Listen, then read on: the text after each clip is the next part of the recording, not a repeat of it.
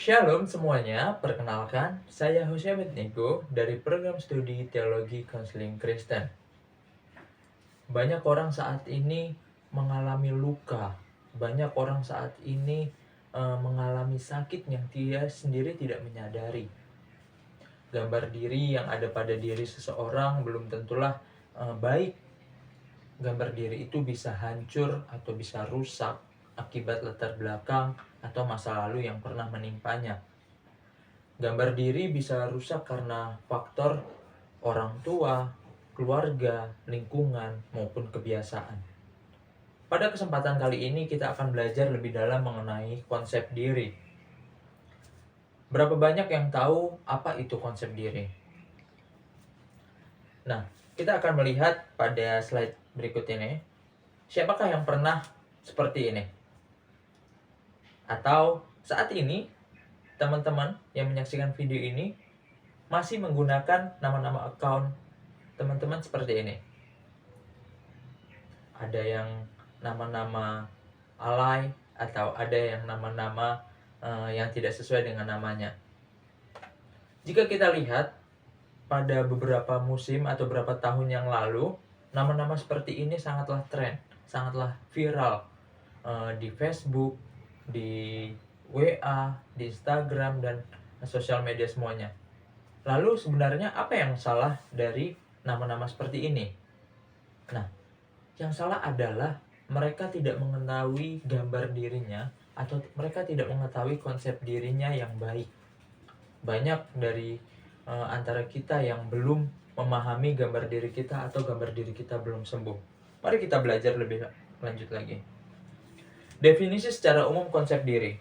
Konsep diri, pengertian umum dari konsep diri dalam psikologi adalah konsep pusat atau sentral untuk dapat memahami manusia dan tingkah lakunya, serta merupakan suatu hal yang dipelajari manusia melalui interaksi dengan dirinya sendiri, orang lain, dan lingkungan nyata di sekitarnya. Jadi konsep diri itu bisa timbul dari diri kita sendiri, dari orang lain, bahkan dari lingkungan kita.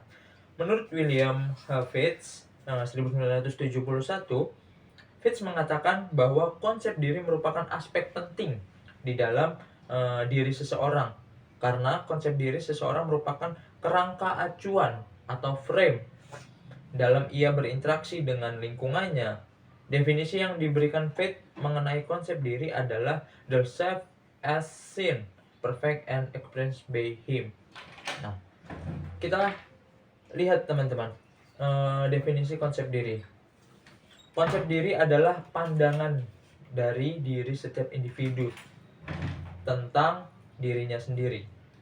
Potret diri mental ini menurut Carl Jung memiliki 3 dimensi. Jadi di sini konsep diri tersebut memiliki 3 dimensi, yaitu pengetahuan individu tentang dirinya sendiri, pengharapan individu terhadap dirinya sendiri, dan yang terakhir penilaian individu tentang dirinya sendiri.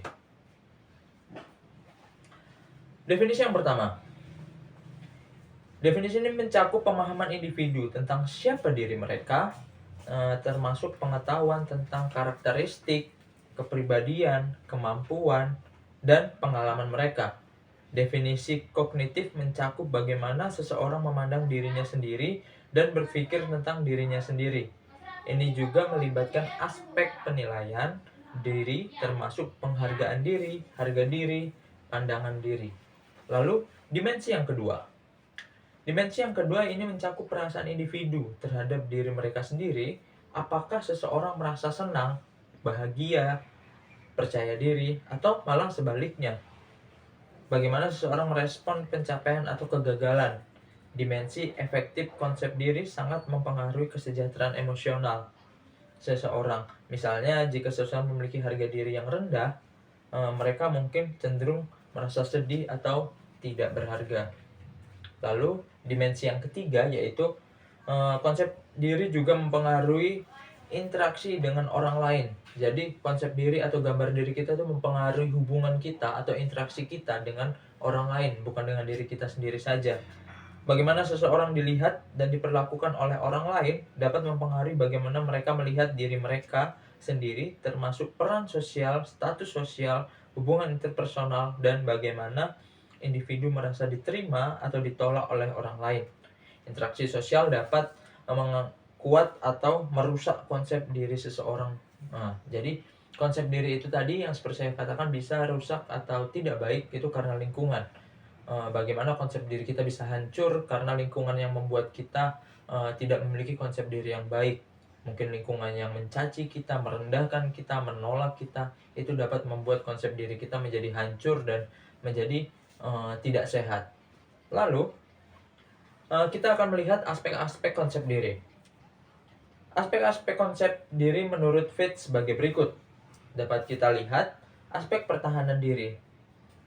Pada saat seseorang individu menggambarkan atau menampilkan dirinya, terkadang muncul keadaan yang tidak sesuai dengan diri yang sebenarnya.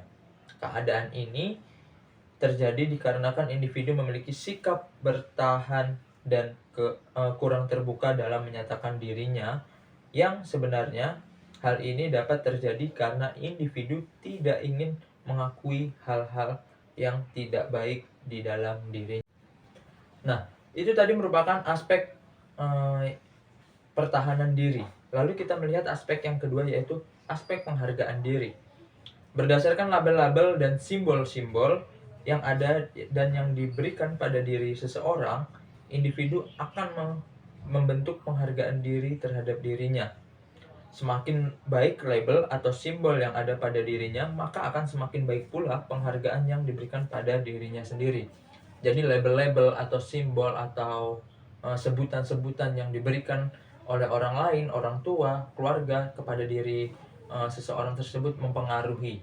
Bagaimana sebagai contoh seperti dikatakan kamu anak baik, kamu anak yang pintar, kamu anak yang berbakat. Nah, di kemudian hari anak tersebut selalu ingat dan akan menjadi lebih baik pula. Tapi berbanding terbalik ketika kita mendapat label-label atau sebutan atau logo yang dikatakan kamu anak kurang ajar, atau kamu tidak baik, kamu tidak layak. Label-label seperti itulah yang membuat konsep diri kita hancur, yang membuat konsep diri kita down, dan kita tidak bisa bertumbuh pada konsep diri yang baik. Nah, label-label yang seperti ini harus dihapus menjadi label-label yang baik. Namun perubahan label tersebut bukanlah suatu hal yang mudah. Lalu konsep yang ketiga yaitu konsep integrasi diri. Aspek integrasi ini menunjukkan pada derajat integrasi antara bagian-bagian dari diri. Semakin terintegrasi bagian-bagian diri dari seseorang individu, maka akan semakin baik pula ia akan menjalankan fungsinya. Nah, jadi aspek integrasi ini sama halnya ketika kita semakin baik diperlakukan orang, kita juga akan bisa menjadi lebih baik. Oke. Kita melihat konsep diri menurut pandangan firman Tuhan. Nah, dapat kita lihat pada pengalaman kehidupan Paulus, seorang hamba Tuhan. Bila memperhatikan tulisan-tulisannya Paulus, kita akan menemukan bahwa Paulus adalah seseorang yang sangat berintegrasi dan sangat memahami dirinya dengan baik dan dengan cara pandang Kristiani. Dalam tulisannya terdapat suatu kaitan yang erat antara pengetahuan imannya dengan pengalaman kehidupannya. Dapat kita lihat di dalam 1 Timotius 4 ayat yang ke-16. Lalu, dalam beberapa tulisannya, Paulus telah berhasil mengimplikasikan ajaran teologinya terhadap dirinya sendiri.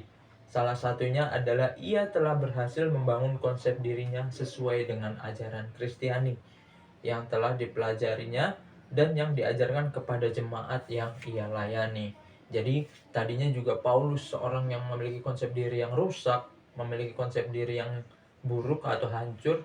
Dia dapat berproses untuk menjadi lebih baik. Bahkan dia memberikan dirinya untuk melayani jemaat-jemaatnya, dan ia memiliki konsep diri yang baik pula.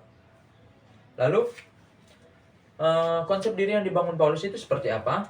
Mari kita lihat. Pertama, ia membangun konsep dirinya dengan menggunakan paradigma karunia. Tema kasih karunia dalam surat-surat Paulus sangat ditekankan. Tema ini begitu ditekankan oleh Paulus, bukan sekedar sebagai suatu pengajaran, tetapi juga sebagai bagian dari pengalaman. pengalaman hidup Paulus dapat kita lihat bahwa Paulus kerap kali memandang dirinya sebagai seorang berdosa. Ketika ia memandang dirinya sebagai orang berdosa, ia tidak pernah membicarakannya lepas dari kasih karunia Allah, sehingga tidak terlalu berlebihan bila ditekankan bahwa tema kasih karunia telah menjadi paradigma dalam ia membangun konsep dirinya sendiri. Jadi logo yang ada dalam diri Paulus itu adalah dia adalah seorang berdosa, dia adalah seorang yang tidak baik. Namun logo itu atau sebutan-sebutan itu dia akan ubah. Baru yang kedua, Paulus membangun konsep dirinya dengan kesadaran bahwa ia berada dalam proses perubahan, pembaharuan, pertumbuhan menuju keserupaan seperti Kristus. Dalam surat Efesus pasal 4 ayat 12-13, Paulus memaparkan bahwa setiap orang kudus sedang berjalan mencapai kesatuan iman dan pengetahuan yang benar tentang Allah, kedewasaan penuh, dan tingkat pertumbuhan yang sesuai dengan kepenuhan Kristus. Selanjutnya dalam Filipi 3 ayat 12-14, Paulus menjelaskan lagi bahwa dirinya yang telah ditangkap oleh Yesus Kristus itu masih belum sempurna, atau dengan kata lain ia menyadari dirinya masih berada dalam proses. Jadi Paulus juga yang meskipun sudah dipakai Allah, dipakai Tuhan sangat luar biasa, dia menyadari dirinya dia masih dalam proses. Dia belumlah menjadi orang yang benar-benar 100% sempurna, tapi terus berproses. Baru yang ketiga yaitu Paulus membangun konsep dirinya demi Injil Kristus. Mengabarkan Injil adalah perjuangan utama Paulus di dalam pelayanannya. Hal ini bukan saja tampak dari pernyataan yang menggebu-gebu untuk mengabarkan Injil, tapi dari gaya hidup dan wawasan hidup pribadinya. Contoh yang jelas terdapat dalam 1 Korintus 9 ayat 19-23, di mana Paulus memiliki konsep dirinya sebagai hamba bagi semua orang demi memenangkan sebanyak mungkin orang. Tentu saja di sini Paulus bukan sedang menyenangkan semua orang atau mengkompromikan standar kebenaran ataupun sedang merasa rendah diri. Namun ia sedang menyatakan konsep diri yang sebenarnya dari seorang pelayan Tuhan, yaitu hamba bagi semua orang. Nah, Paulus dalam prosesnya untuk berbenah konsep dirinya dari seorang yang berdosa, dia terus berproses, dan dalam prosesnya itu Paulus ingin konsep dirinya benar dan hanya untuk memberitakan Injil Kristus. Jadi Paulus membenarkan konsep dirinya dalam proses pembenaran konsep dirinya bukan untuk kepentingan dirinya, melainkan untuk menjadi pemberita Injil Kristus agar sebanyak mungkin orang menjadi percaya kepada Kristus. Lalu dapat kita simpulkan bahwa dari materi ini kita dapat mengerti bahwa konsep diri berdasarkan firman Tuhan harus diawali dengan kembali melihat diri dari perspektif Tuhan.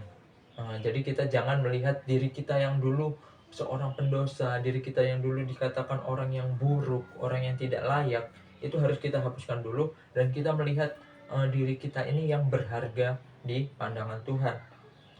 Yang memandang manusia sebagai makhluk lemah yang dibuat dari debu, yang rendah dan tidak berharga, namun dihargai begitu rupa, bahkan dijadikan serupa dan segambar dengan dirinya sendiri. Allah memandang kita berharga, memandang kita sebagai anak yang segambar dan serupa dengan Allah.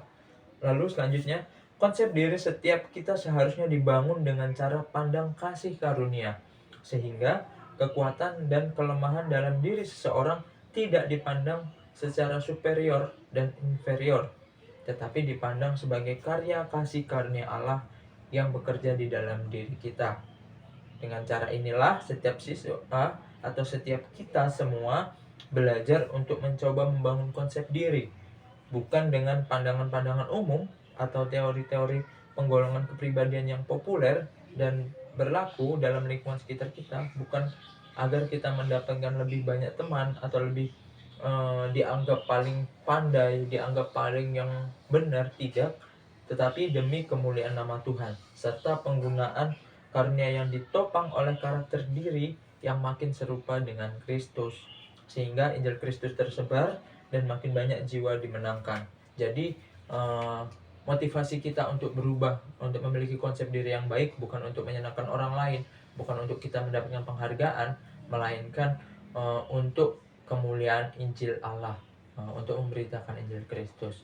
Baiklah teman-teman, semuanya demikian yang dapat saya sampaikan mengenai konsep diri. Jika ada salah tutur kata, mohon maaf. Terima kasih telah menyaksikan. Tuhan Yesus memberkati.